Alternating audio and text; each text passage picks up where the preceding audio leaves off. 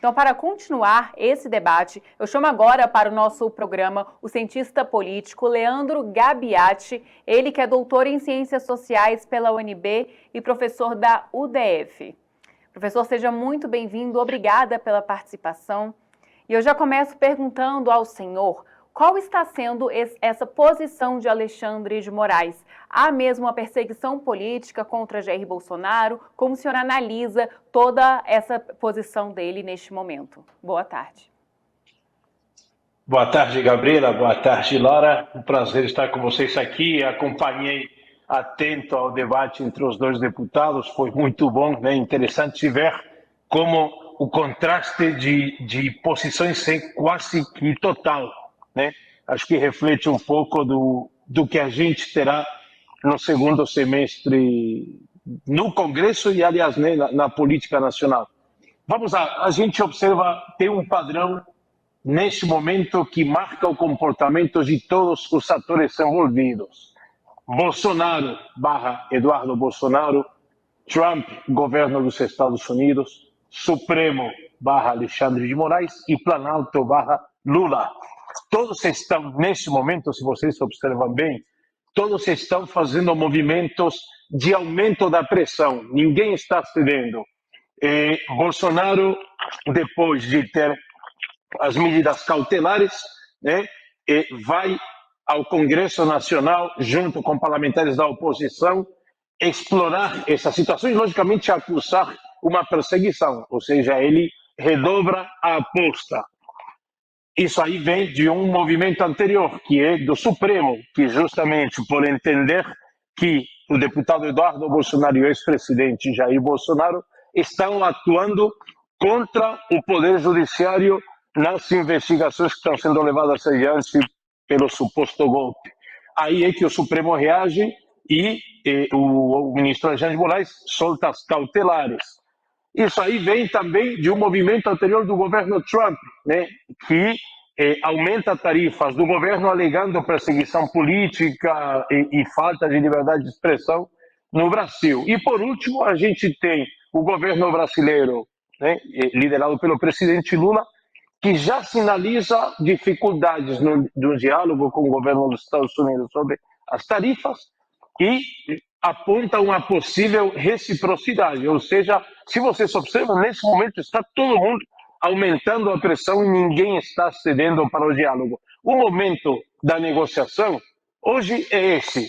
Vai mudar lá na frente? Pode mudar. A gente imagina que não tão rápido quanto nós desejamos, talvez, mas talvez daqui a 2 semanas, 3 semanas, a situação seja outra, com o governo dos Estados Unidos e o governo brasileiro dialogando, e a partir daí talvez uma diminuição da tensão entre o Supremo e Bolsonaro. Obviamente, isso aqui é uma expectativa, não sabemos se de fato vai se concretizar. Obviamente, se o presidente Bolsonaro talvez continuar nesse movimento de pressão contra o Supremo, talvez o Supremo avance mais um degrau e diga, olha, estamos na hora de decretar a prisão do ex-presidente, ou de talvez mandar prender também o deputado Eduardo Bolsonaro, que cogita voltar para talvez retomar o mandato ou não, né? Mas um momento complexo da política brasileira, um momento complexo para a diplomacia brasileira, e a única figura que está um pouco fora do tom aqui é o vice-presidente Eduardo Alckmin, que tem justamente uma outra função. Enquanto o presidente Lula apela ao sentimento nacionalista, apela à defesa da soberania dos interesses brasileiros, o vice-presidente Alckmin, como ministro do Desenvolvimento, lidera uma coalizão de empresários e de ministros para tentar levar adiante uma negociação técnica com os Estados Unidos, pedindo, primeiro, prorrogar o prazo para a entrada da medida, né? Acho que é lógico pedir, né, um adiamento da entrada das tarifas e, posteriormente, procurando algum tipo de entendimento, talvez uma medida não tão dura como a aplicação de 50% das tarifas para exportações brasileiras. Momento tenso, momento complexo, e a gente terá um segundo semestre certamente marcado pelo atrito institucional e pela tensão política. Certamente, professor, vamos continuar aqui a nossa entrevista, mas antes, para você que escutou, né, Gabriela Tunes falando sobre essa coletiva da oposição que eles deram mais cedo, né, a gente vai passar ela na íntegra.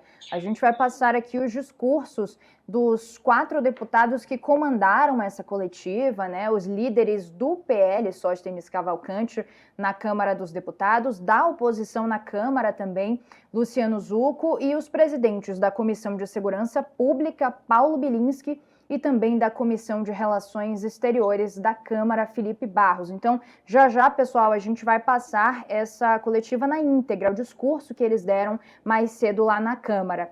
Agora, retomando aqui a nossa entrevista, professor, por mais contraditório que possa parecer, mas essa prisão de Bolsonaro pode ser favorável a ele no sentido político mesmo, pode inflamar o discurso dos seus aliados e fazer com que eles tenham uma imagem mais favorável a eles para 2026? Boa questão. Eu entendo que uma pressão do Bolsonaro neste momento seria uma medida drástica do Supremo, né?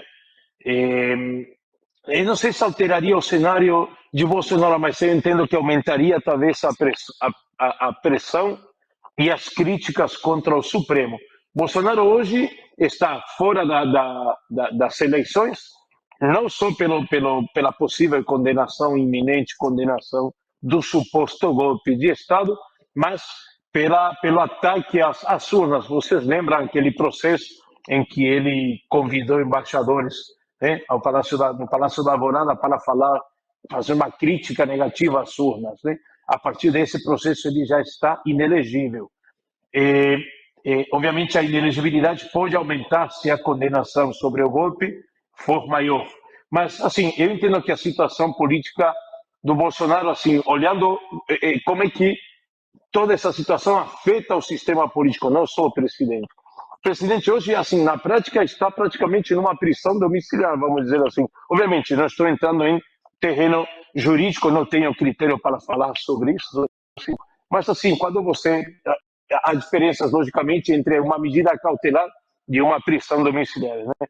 Mas o Bolsonaro tem restrição de liberdade, de uso de redes sociais, de se movimentar, né, em determinados horários. É uma decisão dura do Supremo, mas que o efeito político que causa com prisão ou sem prisão, entendo que não vai mudar muito, ou seja, Bolsonaro continuará no centro da cena política por enquanto. O que eu repararia, sim, é como é que a oposição vai se comportar no Congresso a partir de agosto, quando encerre o recesso legislativo e comecem os trabalhos. Teremos novamente essa postura de obstrução.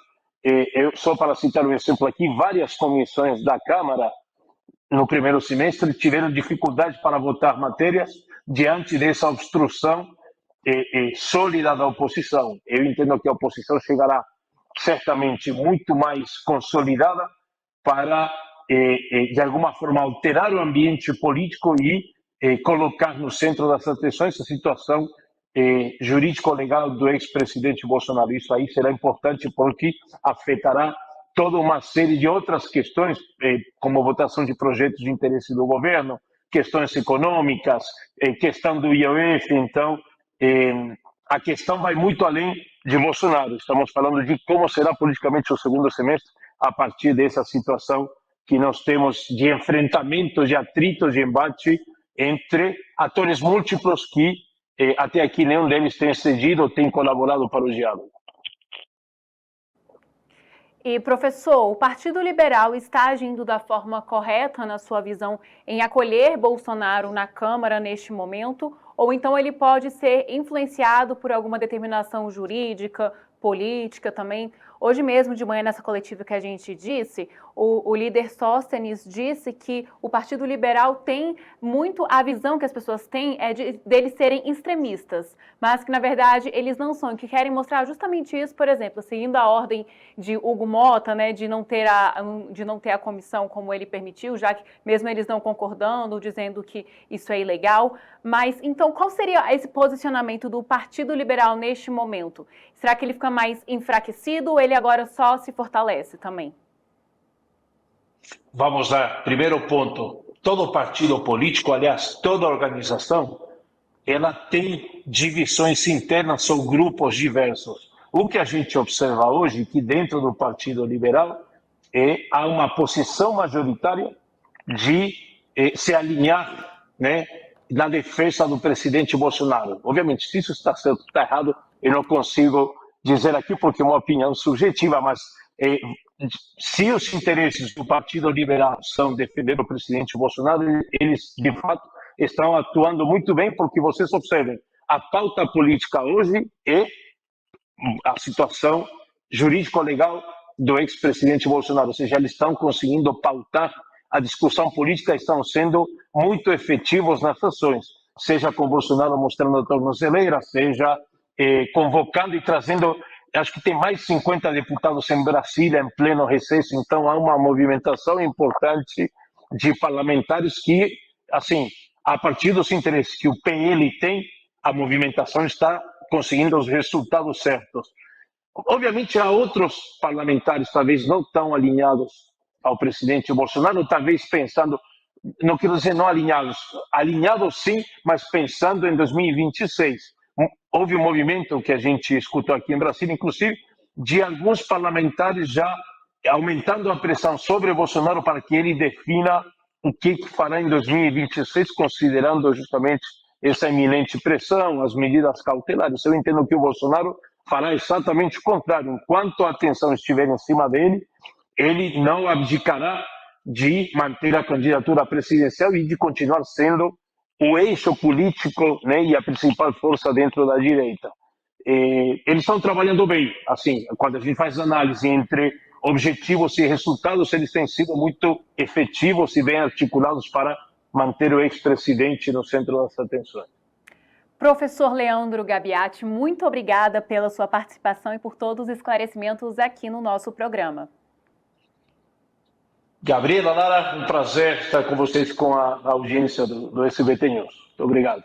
SBT News, o maior canal de notícias do YouTube.